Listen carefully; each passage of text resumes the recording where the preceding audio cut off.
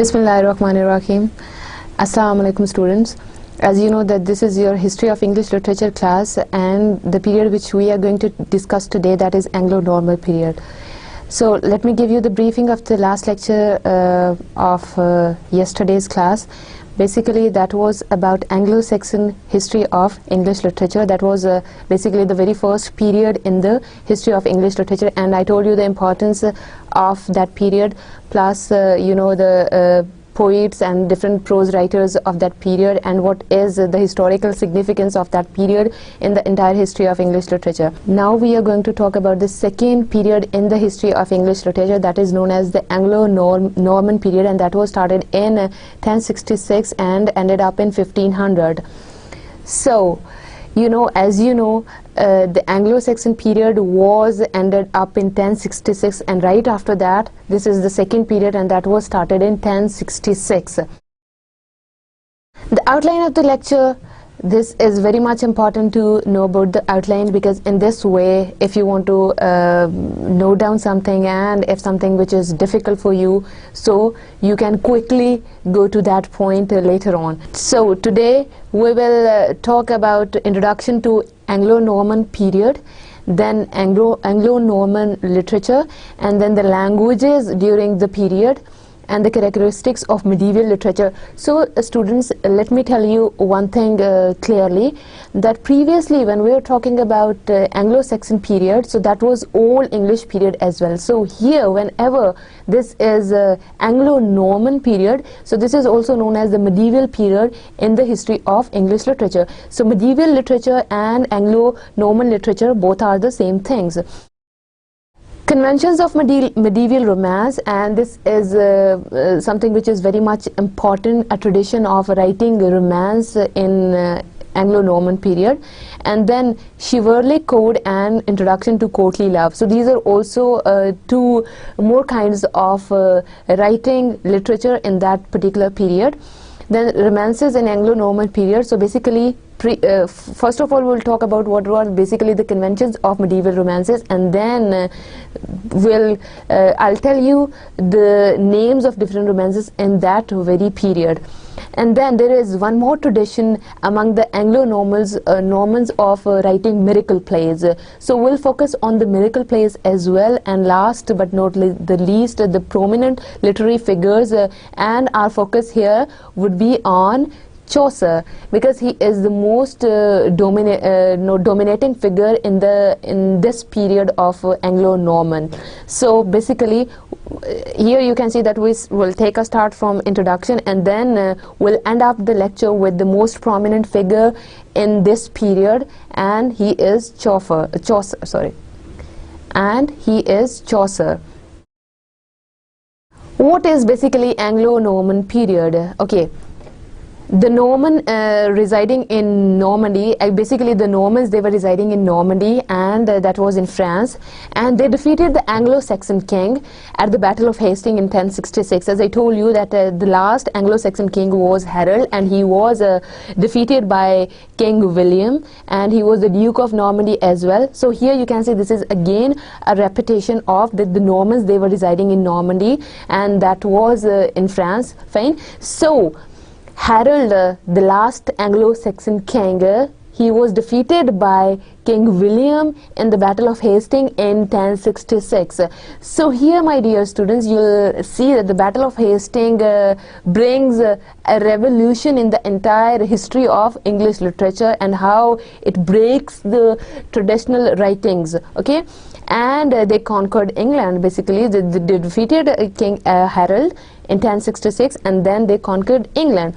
Okay, Saxon king, again you can say the same things are here. The Saxon king Harold, he was defeated by William, the Duke of Normandy. Okay, the Norman conquest, as in the last lecture I told you the definition of the conquest as well, that it is an act of taking control of you know, any country or city by force, by using your armies, police, and you know, different weapons, so you can control somebody. So this is basically the Norman conquest which took place in England, and this conquest inaugurated a new era in the literary as well as in the political history of England. You can say this is a kind of revolution as well, which brought a new era in the entire history of literature, and it changed the political history of England as well. So here, my dear students, you can see that we'll talk about history of English literature plus the political history of England as well after the Norman conquest.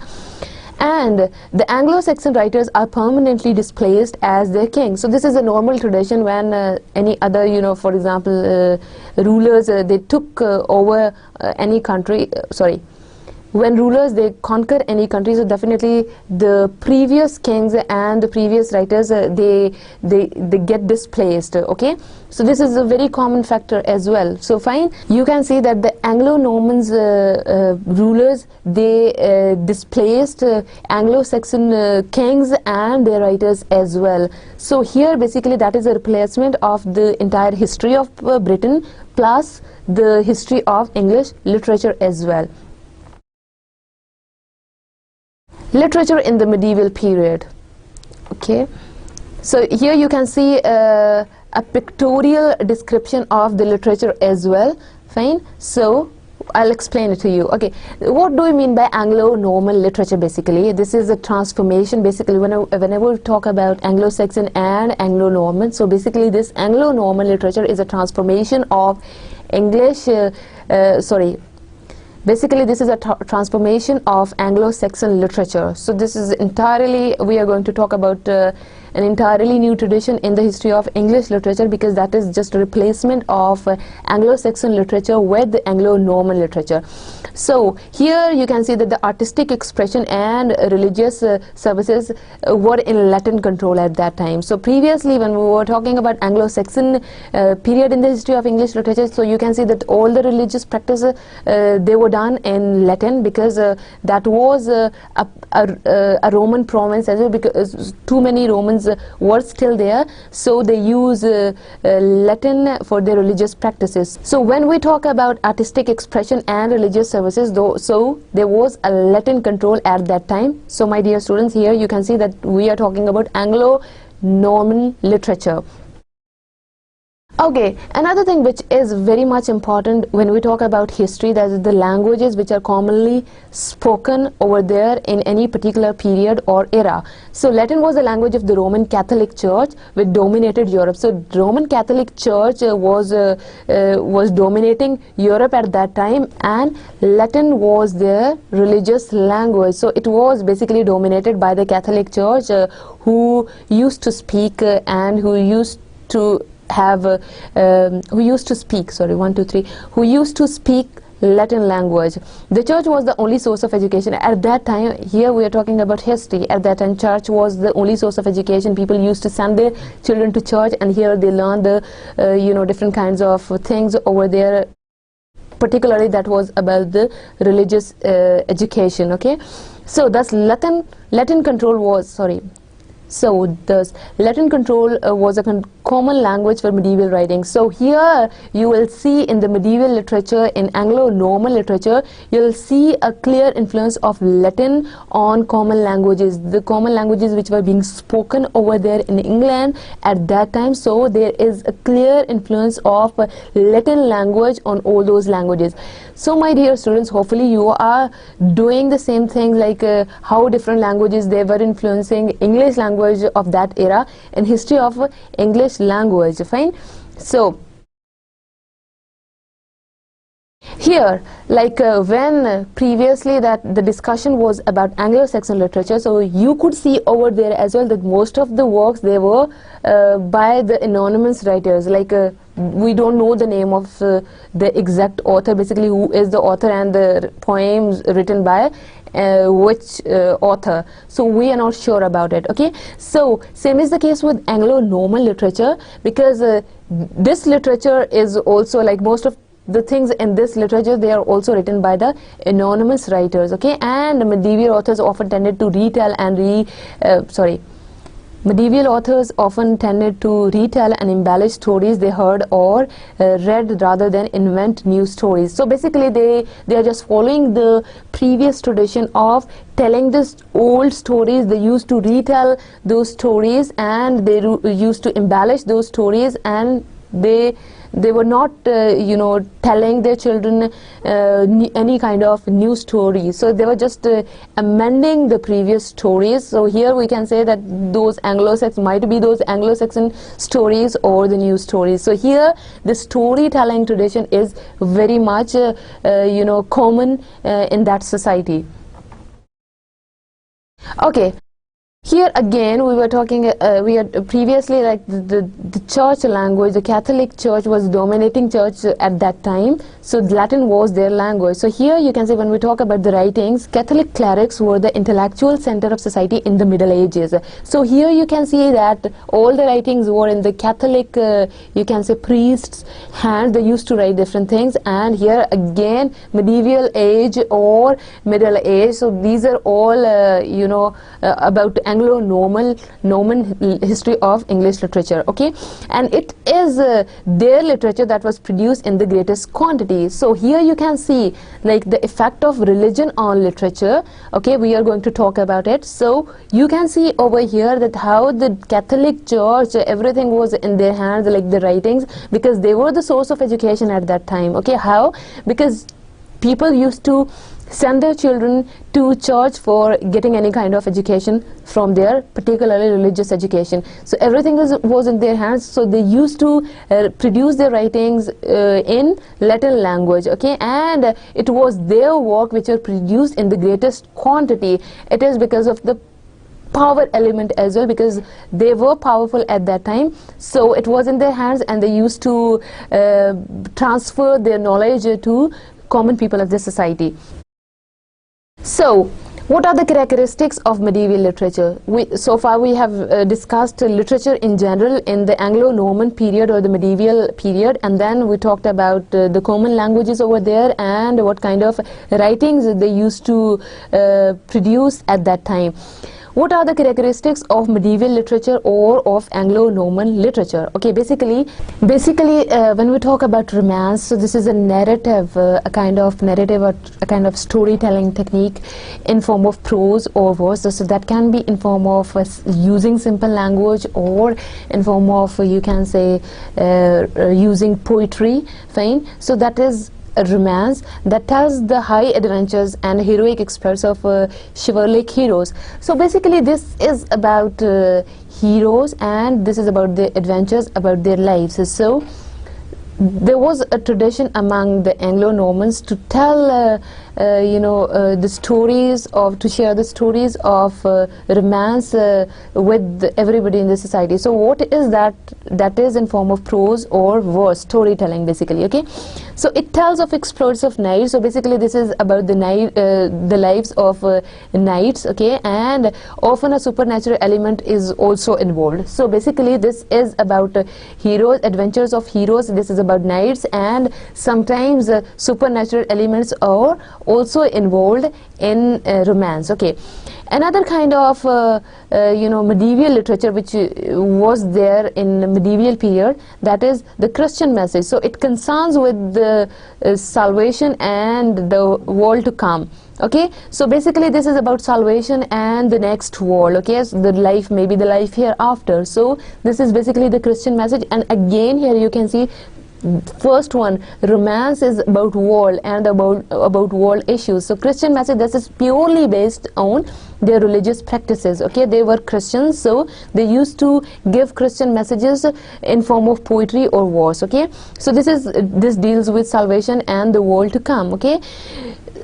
Christian messages did not have any interest in social change, only spiritual change. So basically the focus of Christian change was just on spiritual change, and they did not give any importance to the social change. So basically they used to ignore the social world, and they just focused on the spiritual world, fine. So here you can see This was true until the late 14th century. So basically here, my dear students, you can see that this was true, like they used to focus on just spiritual message and they used to ignore the social world, the outer world. So this was true until the late 14th century, okay?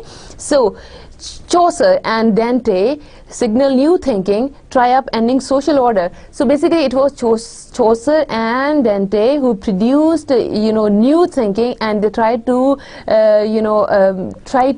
mix spiritual elements as well as the social elements in their poetry. So the credit goes to Chaucer and Dante for this. Previously the Christian message used to be just a spiritual practice, okay, and the social world of that time was absolutely ignored from the message. So it was Chaucer and on the other hand Dante who first time introduced the concept of mixing up spirituality with the social world, and according to them that we cannot just go for the spiritual world if we just ignore the social world. So both the worlds, they go simultaneously. That was their point of view.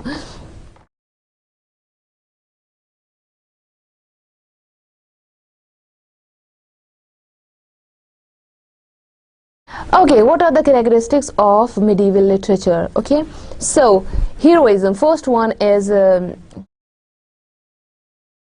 so we are still on the characteristics of medieval literature. Previously it was romance and then the Christian message. Now we are moving towards another point, that is heroism. Okay, heroism. So we are going to talk about heroism from Germanic and Christian traditions both, because they are mingled in the Anglo-Norman period. Okay, so basically they were still imitating Beowulf. That was a literature of Anglo-Saxon period, okay, and Sir Gawain and the Great Knight. So this is another thing which is based on heroism during the Anglo-Norman period, and son of Roland and the Nibelung Jalide. So these are the things which are based on heroism, okay, and there is a tradition of following Germanic and Christian traditions, and they are intermingled with each other. There are some elements from the Germanic and some elements from the Christian tradition. So here you can see the mixture of both the traditions in the Anglo-Norman period. Okay, so my dear students, the next characteristic of medieval literature was that of the presentation of idealized behavior. Okay, so at that time literature was used to write in order to give moral lesson to the people of the society. So literature was used as a source to imitate something. So people were supposed to imitate or to learn something from literature. That is why most of the literature of that time is based on the religious practices, and as I told you that the church was in Catholic hands at that time. It was the Catholic church was dominating at that time, and most of the writings were done by the Catholic priests of that time as well. So here you can see that the literature is just so here you can see literature is usually based on morality. It is based on religion. So people were supposed to learn something through literature. That literature can be in form of poetry or prose. Okay, another thing which is very much which is very much important in Anglo-Norman literature is that is loyalty to king. So through their literature they used to teach their common people of the society that you have to be loyal with the king. Okay, here you can see the political things which are embedded in literature, like what do you want to teach to your common people of the society. One thing is to learn about your religion, and the other one is how to be loyal with the king. Okay, another characteristic of medieval literature is the use of names. Okay, so what do we mean by these names? It's a figurative term, okay, and this is usually a compound expression used in place of a name or nouns. For example, Storm of swords is a name for battle. So when we say storm of swords, so basically there are too many swords over there and people they are fighting with each other. So this is a pictorial, you can say, description of battle or of war. Fine. So these are the names, like you give an idea of something, do any other thing, okay, which is also part of that thing, okay. Or you can say like the idea of metonymy as well. So we'll talk about all the literary devices in detail someday, okay. So here you can see that this is a figurative speech. This is figurative speech whenever we are telling something we are not supposed to tell anything in a direct way. So this is a literary device, as you know, in order to decorate your writing. So that was a very much common practice during the Anglo-Norman period, okay. Use of allegory, okay. An allegory again is a figurative mode of representation. So this is figurative, is something which is poetic, which is not direct, which is not literal. So allegory is a figurative mode of expression conveying a meaning other than the literal. So this is opposite to the literal meaning. Literal meaning is still there, but in allegory you try to say something else, okay. So basically this is allegory. Here students, you can see that in order to describe the abstract qualities, the events and the institutions which are thick in much of the literature of this time, so that was in form of allegory. That is literal meaning is still there, but in order to say something in an allegorical form, this figurative speech is used for that, okay. We'll read Dante's Inferno this quarter, a classical example of medieval allegory. So too many examples of allegory are present in Dante's work, so we'll refer to it as well, okay. So how he has used allegory in his work. What are basically the conventions of medieval romance? What are the common practices of that time, or the typical thinking of that point the typical thinking of that time to write romance? What were the intentions behind that, okay? Medieval romances often have unprovoked and violent fighting. So here you can see that they often have unprovoked and violent fightings, okay. Are set in a mystical place and time, the Dark Ages. So basically these are dependent upon the Dark Ages, okay, and they present supernatural elements and magical powers from the pagan war. So here, my dear students, you can see that we are referring back to the pagan war, the war of the Celtic tribes, okay. So they usually present supernatural elements in order to show the reader the imaginative world of their own, okay. And they have a hero who is on a noble adventure or quest. So they always, this is a tradition of writing a romance, that they always have a hero who is on a noble adventure or quest. So their hero is always on noble you can say quest, okay. Have a loose episode-like structure. So this is based, its structure, the romance structure is quite loose and it is like episode. So this romance is always presented in form of different chapters or in form of episodes, okay. Include elements of courtly love. So I'll explain to you what do you mean by courtly love in detail. So this element is very much common in writing romance, that the tradition is common, you can say, of the courtly love at that time, and embody ideas of chivalry, okay. I'll explain chivalry as well, time frame of year and a day. So these are basically the conventions of medieval romance, okay. They always have a noble hero who is on a noble adventure or noble quest, and they have an episode like structure, and they follow the tradition of courtly love and chivalry, okay. They follow the tradition of courtly love and chivalry, and they follow the time frame of a year and a day. So basically you can say that they always follow these things while writing romance, okay. My dear students, here you can see that we are focusing on the medieval romance. Next thing, as I told you before, that I would explain okay, what do we mean by chivalry? This is from the French word chevalier, okay. So basically this word has French roots, and the meaning of this word is horseman or knight, okay. Basically this is the concept of horseman, so he is always on any kind of quest or adventure, okay.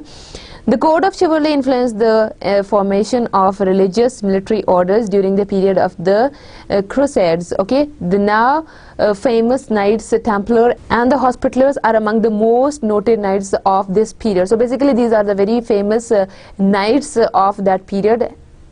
Again, keep in mind that we are talking about Anglo-Norman period. Okay, to write about knights, which themselves gradually became less threatening to the participant than live battles. So basically this is just to remove the stress pattern or to remove desperation from the people, from the society, because if they read something, so this is less threatening obviously as we compare it to battle, because people when they read out something, so they can release their stress. So basically this was the motive behind writing these kinds of writings. Okay, chivalry code and introduction to courtly love. Still we are on this point, and here you can see the knight or the horseman is definitely on the horse, and they are going on a journey. Okay, they are always usually they are noble people of the society, and they are on a noble adventure as well. Okay, the chivalry code combined Christianity virtues with military virtues. Okay, so temperance, fortitude, prudence and justice. Basically these chivalric love, it deals with temperance, it deals with fortitude and prudence and justice, and with faith, hope and charity as well. So here you can see the elements from Christianity which are involved here with the military virtues as well. So here you can see the combination of religious plus the military virtues in their writings. Okay, so as I told you many times before that, you know, literature is a reflection of the society. So whatever is happening in any particular society, so you can see the things in the literature as well. So here they have this tradition of using Christian ideas along with military virtues in their writings. Okay, valor and strength in battle, that you need to be brave, you need to be strong during the battle, you are not supposed to lose your faith. Okay, and then the loyalty to God and king. So here my dear students, you can see that whatever is happening in the society, the literature is the reflection of that thing. So here you can see that through their writings they used to tell their people in the society that you have to be loyal to king and you have to be loyal to God and to the king. Okay, basically who are your masters, so you have to be loyal with them. So here again the king is the ruler and the God, that this concept is from Christianity. Fine, so the mixture of Christianity plus the ruling party, so you have to be loyal with both of them. Okay, courtesy towards enemies, so this is another element, that you have to be good with your enemies. So basically this element is also from Christianity. And generosity towards the sick, so basically every religion tells you to be generous with the sick people. Okay, to be generous, to be generous with sick people. Fine, so here this is a very common concept. Okay, and women and widows and the oppressed, so you have to be generous with the sick people, the people who are suffering from any disease, or with the women and with widows and with oppressed ones. And then there is another concept of courtly love. Okay, here in Anglo-Norman period. What are the ideal of courtly love? Okay, I'll explain you the courtly love. What do we mean by courtly love? Okay, and then the ideal of, as you know that this tradition is very much common to write about the things which are based upon courtly love. Okay, this relationship was modeled on the feudal relationship between knight and his lord. Fine, so this is basically, as I told you before as well, you know, this is basically based on the relationship with the knight and his lord. Okay, so the courtly love image would arise from here. Okay, the knight serves his courtly lady with the same obedience and loyalty which he owes to his lord. So basically this the courtly love concept is dependent upon the feudal system of that country, that the knight serves the courtly lady with the same obedience. So basically It is, the knight is very much important. The horseman in the story is very much important, and he is very much loyal to the lord, plus with the courtly lady as well. Okay, she is in complete control. He owes her obedience and submission. So here you can see the description of the ladies of that time as well, that they were supposed to be obedient and submissive. Okay, so she is in complete control of knight, and he owes her obedience and submission. Fine. So that is the courtly love. The knight. So here, my dear students, you can see the knight's love for the lady inspires him to do great deeds in order to be worthy of her love or to win her favor. So my dear students, this is a pictorial description of courtly love here. Okay, here you can see a knight and a lady as well. Okay, so basically it is knight's love which inspires him to do good actions, okay, good works, in order to get attention of the lady and in order to win her favor. So this is about the courtly love.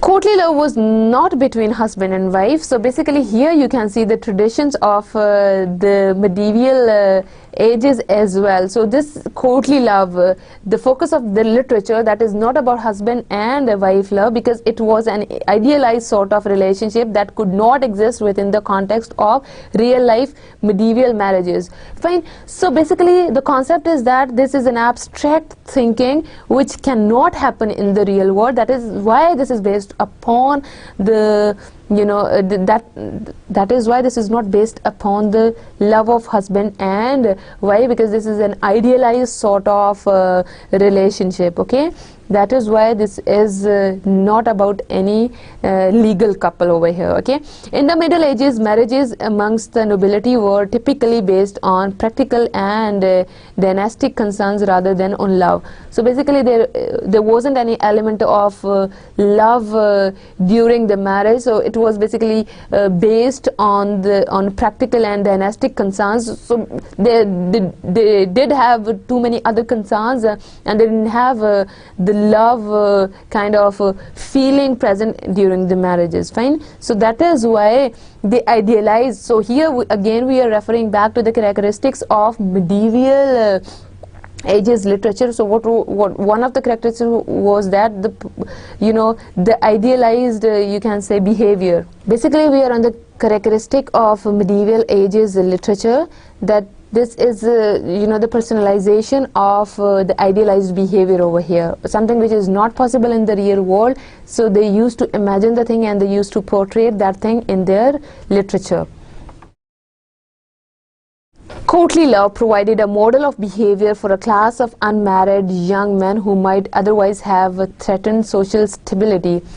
So basically this is the model behavior or the idealized behavior for a class of unmarried young men. So the focus is on young men over here who might otherwise have threatened social stability. So maybe they are not socially stable and they are love you can say with the courtly lady. Fine. So that is the description of the relationship. Basically knights were typically younger brothers without land of their own, hence unable to support a wife. So basically these knights, they were younger brothers, okay, and they used to have no wife and they used to have no money, no land in order to support their wives. Okay, they became members of the household of the feudal lords whom they served. So basically they serve any lord.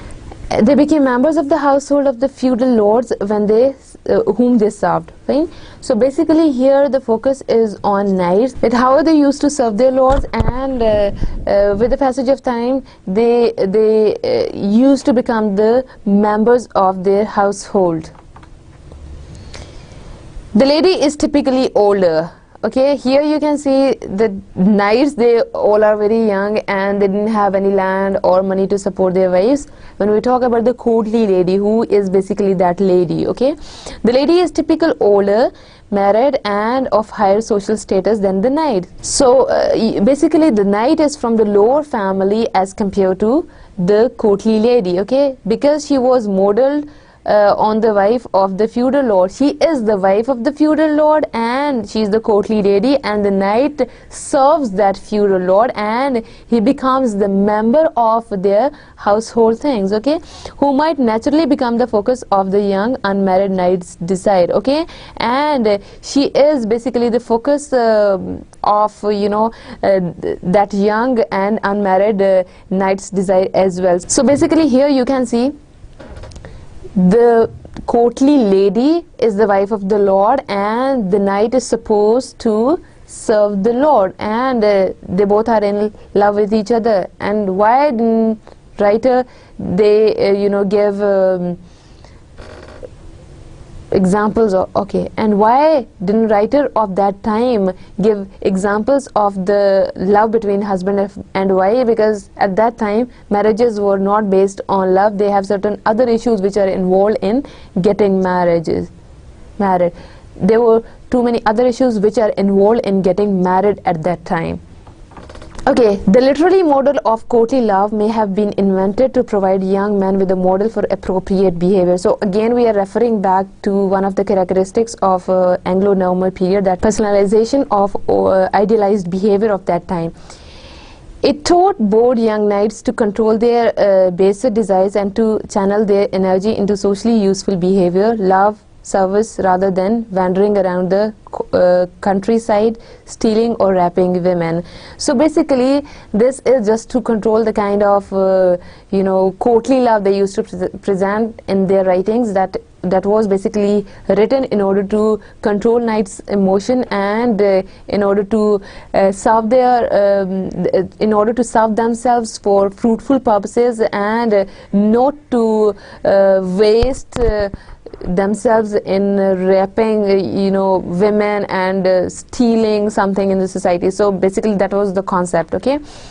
The symptoms of love were described as if it were a sickness. So basically if we see love in a positive way, this is a very good feeling, but when we talk about the courtly love, usually writers they used to describe that love as sickness, okay. So if somebody is in love, that here we are talking about the courtly love, so that is basically a disease, that is sickness, okay.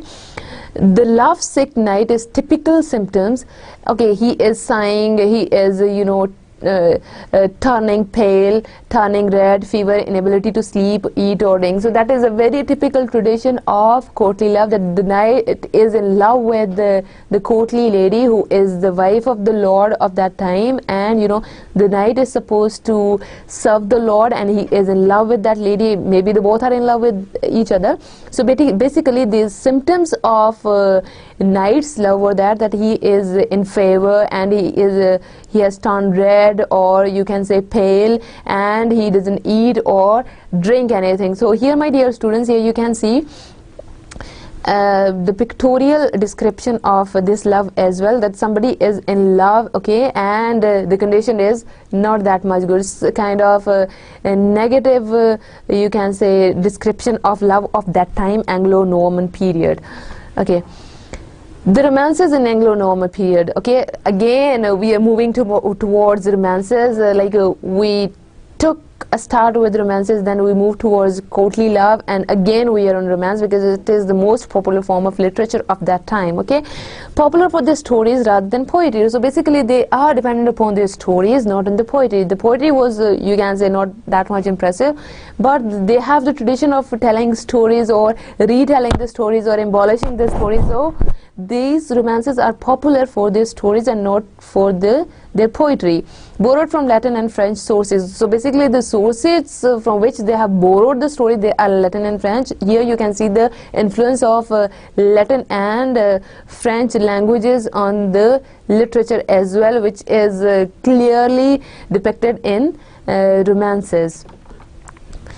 Another thing, romances, we have talked about romances and the courtly love, when the knight, or you can say the servant or the horseman, is in love with the lady of the lord. So that is the courtly love, and that is very much common in the medieval ages or the Anglo-Norman period of literature, okay.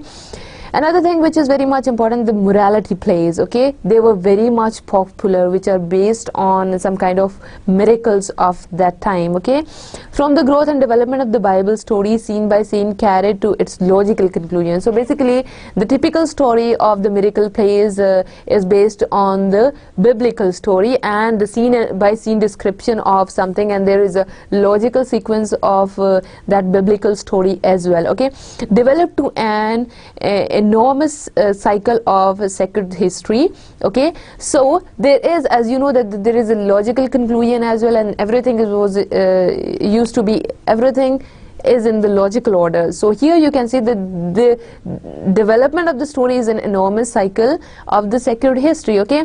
So they used to take a start with the beginning, with the creation of man, okay. So this is a part of all miracle plays of that time, not only one play, all the miracle plays of that time. So my dear students, here you can see that this is very easy to understand that what is basically the theme of the miracle plays of the Anglo-Norman period.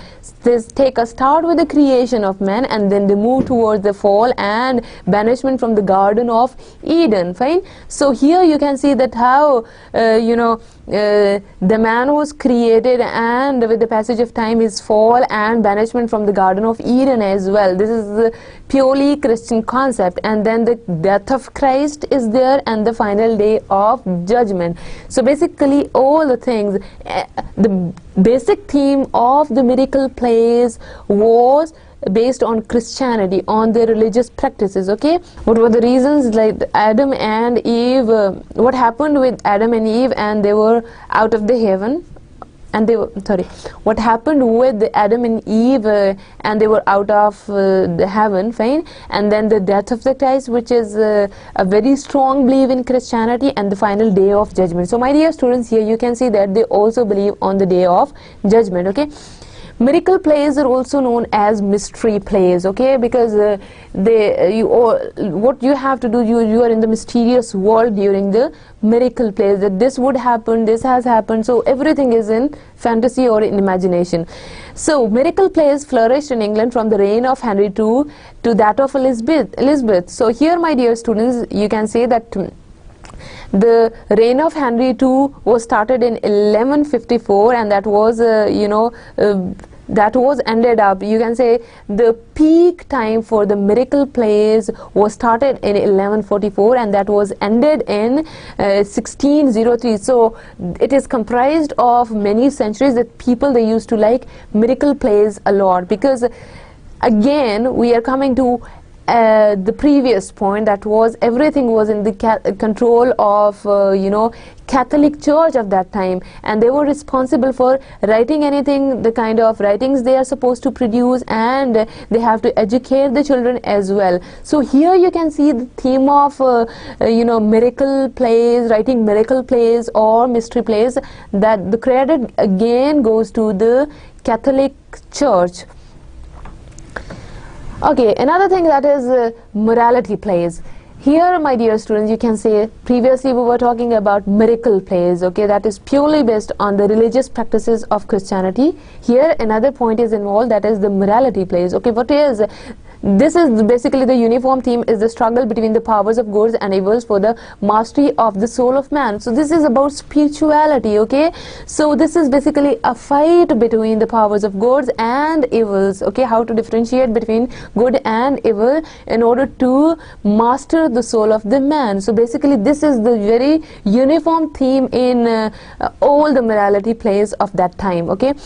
The life of the Christ, again you can see the morality plays an influence of Christianity on the morality plays as well, and redemption of the world. So this world is not going to be here forever. So they, as I told you, that they do believe on the day of judgment, and they do believe on the redemption of the world as well. So it is based on the life of the Christ plus the redemption of the world. Here we are talking about the morality plays. Previously it was about miracle plays. Okay, William Langland. My dear students, we are going to talk about some of the famous poets of that era. the very period of Anglo-Norman. Okay, William Langland is one of the greatest poets. His poem A Vision of Piers to the Plowman, very popular, and it's a classical work. Okay, so my dear students, you just have to keep in mind the popular works of any era. Okay, so this is his famous poem. Okay, so this is basically satire on the corrupt religious practices. So basically this is a criticism on the corrupt religious practices as well, in a positive way, you can say, by using allegories and indirect meaning or the metaphorical picturization of something. So this is basically the satire on the corrupt practices of religion of that time. Okay, throws light on the ethical problems of the society.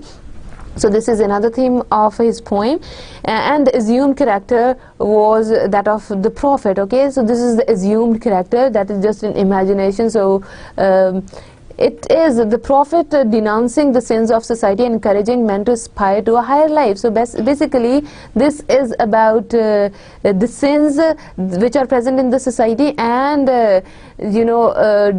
how the prophet is encouraging men to aspire to a higher life and to avoid these all the corrupt religious practices from any particular society. So these were basically the themes. This poet William Langland represents the dissatisfaction of the lower class, because lower class was not satisfied with the maybe with the ruling class, okay, and more thinking class of English society. So basically the focus is more thinking class. When we say more thinking class, so that the middle class, okay, and the lower class. So basically his focus was on the dissatisfaction of the lower class and on the more thinking class of the society, lower plus middle class of the English society. This is a style, this is a criticism on the corrupt religious practices. Okay, another poet in Anglo-Norman period was John Gower. Okay, so he is famous for his courtly medieval poetry. He is a narrative poet who used to write any poem in form of narratives or by telling the story. Okay, most important work is the Confession Amantes. Okay, so this is his most important work. So here, my dear students, I am just telling you the names of their greatest works.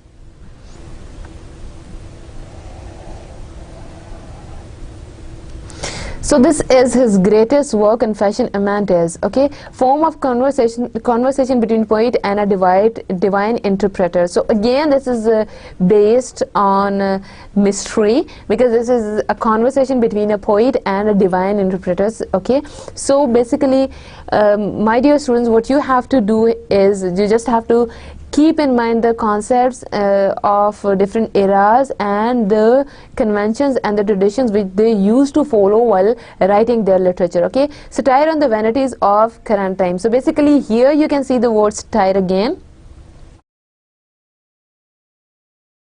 Basically this is a criticism on the vanities of current time again. So here you can see the poet is basically against the current time, against the current practices, maybe the religious practices, maybe the political practices in the country. Okay, so when we were talking about William Langland, so he focused on the lower class and the middle class of the society. So here this is a satire on the vanities of current time. So basically you can see one more literary figure over here, that is satire. Okay, that is present in William Langland and John Gower's works.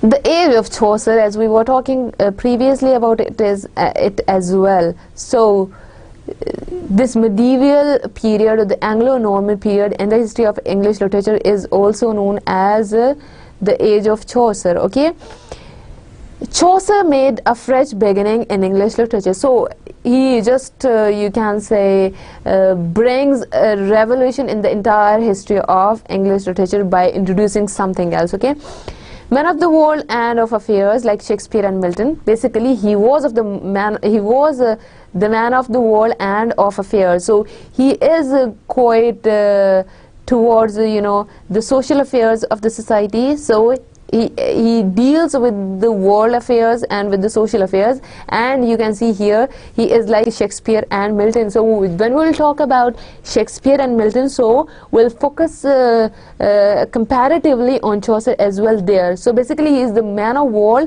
He deals with the society and the societal affairs. Okay, the most popular work that is a landmark in the history of English literature, that is the Canterbury Tales. So we'll focus on Canterbury Tales a lot during the rest of the sorry. So we'll focus on Canterbury Tales. Sorry. So we'll focus on Canterbury Tales. So let's have a brief introduction of Geoffrey Chaucer. His period was started in 1340 and was ended in 1400. Okay, so this is a period of, you can say, 60 years. Okay, so his personal experience, he is the father of the English poetry. So my dear students, you have to keep in mind whenever somebody asks you who introduced the English poetry or who is the father of English poetry, so on the spot you have to answer that Geoffrey Chaucer. Okay.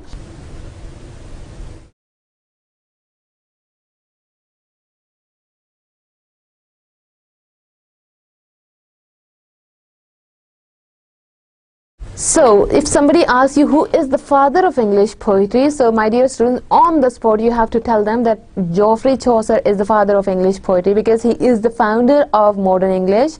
Okay, so he was the first person who introduced English poetry, you can say. Okay, Chaucer was born of a wine merchant family with the rising fortune and some standing at the court. So basically this is his personal experience, that how he introduced English poetry, and he belonged to which kind of family. Okay, 1357 served as a court page by boy servant, so he was a boy servant in a court. And in 1359 in an English armed fighting in France and was taken prisoner. So previously he was a boy servant, and in 1359 after 2 years, you can see here, he was the prisoner. Okay, and that happened in France.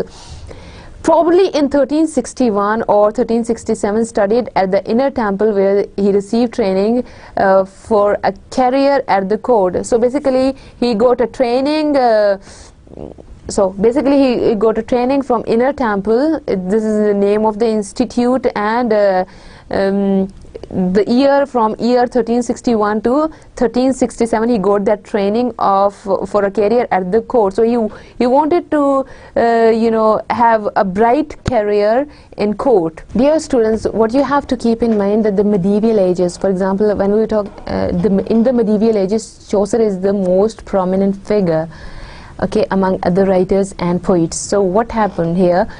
This is known as the age of Chaucer as well. The medieval period in the history of English literature is also known as the age of Chaucer. Okay, he is an English poet regarded as the greatest literary figure of medieval England and the first great English poet. So here, my dear students, you have to keep in mind that Chaucer was the first great English poet. Okay, his works include the Book of the Duchess, okay, Troilus and Cressida, and the Canterbury Tales. And as I told you before as well, that the Canterbury Tales, that is a landmark in the entire history of English literature, because for the very first time through these tales he portrayed the English society in a very good way. Okay, he established the Southern English dialect as a standard English literary language in his works.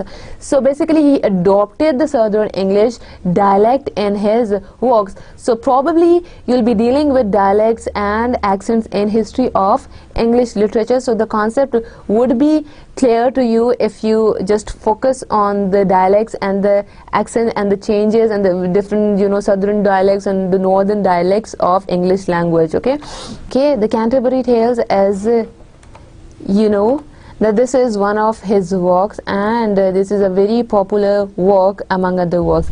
It is a work written by Geoffrey Chaucer in the late 14th century. So here, my dear students, you have to see that the Canterbury Tales was written in late 14th century. It is a collection of stories, two of them in prose and rest in verse. So this is basically a collection of different stories. People belong to different classes of the society, and Two of the stories were in prose form, those are written in simple English, and rest are in verse, rest are in poetic forms. So he selected people from different classes of society, and then he portrayed them you know, there in the story. And if you read Canterbury Tales, so you will see that everything would be in your imagination. The pictorial, you can say, vision would be in front of you. You won't even imagine that you are reading something. You would just comment that you were watching a film. So this is you know, one of the characteristics of his writings as well. Okay, the work uses a frame story structure in which a main story told by the writer himself organizes other shorter stories told by a group of pilgrims of many different occupations and personalities. So basically, there are certain people like who belong to different classes of the society. They are going somewhere and they belong to different occupations and they have different personalities as well. So here we will talk about the political influences on their personalities, the religious influences as well, and the economical differences and the class difference, which is the most dominating thing in the Canterbury Tales. Okay, some of the stories are original and others not. Maybe, you know, only some of the stories of the Canterbury Tales, those are original stories. Rest of the stories, they are based on imagination. Here our focus is on the Canterbury Tales, the most significant work that is written by Chaucer. Okay, basically they meet at a certain place and they'll have to go for Canterbury. Okay, their host proposes a storytelling contest to make the journey more interesting. So that is again a common tradition among the Anglo-Norman to tell the stories, okay, to amend the story. So that was a proposal by their host to tell stories in order to make their journey more interesting. The themes and genres of the tales vary, reflecting the diversity of the pilgrims. So basically they belong to different classes of the society. So the genres and the themes, they talk about different themes. They talk about, you know, different things in their stories. So it depends. The genre, for example, some of them they told the story in prose form, some of the stories were in verse form. So here you can see that they are representing a specific class of the society. That is why they are reflecting that society as well. Okay, characters are real people with distinct personalities and human weaknesses. So basically this is about the characterization or of the society. So the people, they are obviously real and they belong to different classes of the society with different personalities and human weaknesses as well. The merits of the work are sense of humor, sympathetic insight, and a sense of proportions as well. So these are basically the merits of their work. How do they tell any kind of story, and through that story we'll get to know about the psychological we get to know about their psychology, about their thinking pattern, and then the rest of the things which are involved in making their thinking.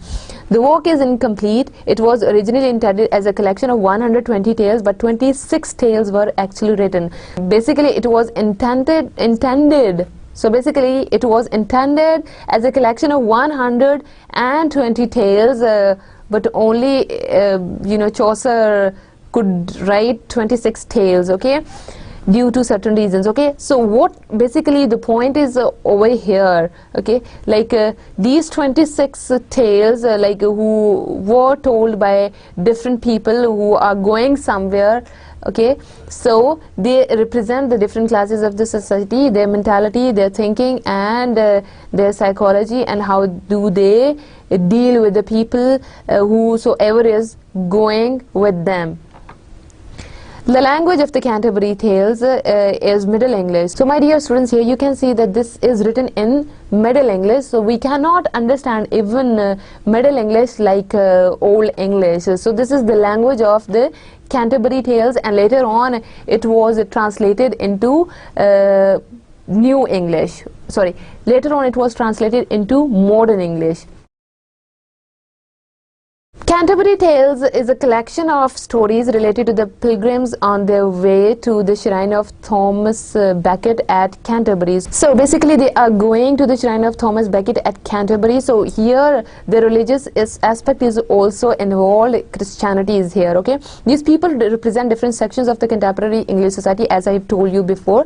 A landmark in the history of English poetry. So this is a very significant work in the entire history of English literature. As I told you that Chaucer is the most dominating figure in Anglo-Norman period, so we'll divide his works into 3 periods, okay. First period, he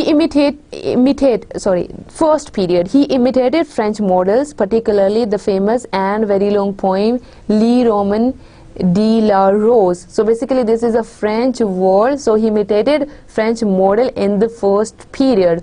He translated it remount of the rose. So later on he translated it from French to English language. Introduction to the medieval French romances and courtly love. So here you can see the very common tradition of writing something that is about, you know, the romance and the courtly love. It is there in the remount of the rose, okay. He also wrote the book of Duchess, that is in the religious tone, and it reflects the Christianity here, okay. So the name of this book is the book of Duchess. So I'm going to underline the names of the books over here only.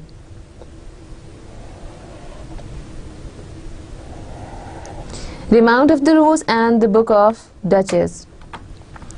Second period, influence of Italian literature, especially Dante's Divine Comedy. So here, my dear students, previously in the first period, how did we categorize you know, Chaucer's writings into different periods? First, in the first period he was influenced by the French writings, okay, and in the second period there was a great influence of Italian literature on him, and especially he was very much impressed by Dante's poem Divine Comedy. He wrote the Parliament of Fowls. This is again a satire on the society. In the Parliament of Fowls, he has presented very dramatic and satiric dialogue between the assembled birds, okay. So assembled birds means people who are working in Parliament, so it is again a satire on the political system of that time. The other writing is Troilus and Cressida. It narrates the story of the Trojan prince Troilus and his love for Cressida. So basically this is a love story, okay. Previously the Parliament of Fowls, here in the second period, that is about the political system of that country, and the second one is based on a love story, the story of Griselda, a pitiful picture of womanhood, okay. So basically the kind of problems which women used to face during that era, these are addressed in this story. That is, the name of the book is the story of Griselda, okay. The other one in the second period, the other writing in the second period is the House of Fame. So this is based on the comic fantasy. This is about imagination, and that is, you can say, a comedy as well, fine. So these are the 4 works which he you know, wrote in the second period of his career. Third period, this is known as the English period, fine. He threw off foreign influences and showed native originality. Previously he was impressed by the French influence, previously he was impressed by the French writings, and in the second period Latin and okay. In the first period he was impressed by the French writings, and in the second one he was very much influenced by the Italian writing, and especially the work that is written by Dante, okay. So in the third period he wrote Legend of Good Women. Again here you can see that this is a pure English period. So basically the Legend of Good Women is relevant to English women of that society. And the last, the very important work in Chaucerian career is and the very important work in Chaucer's career is this one, the Canterbury Tales.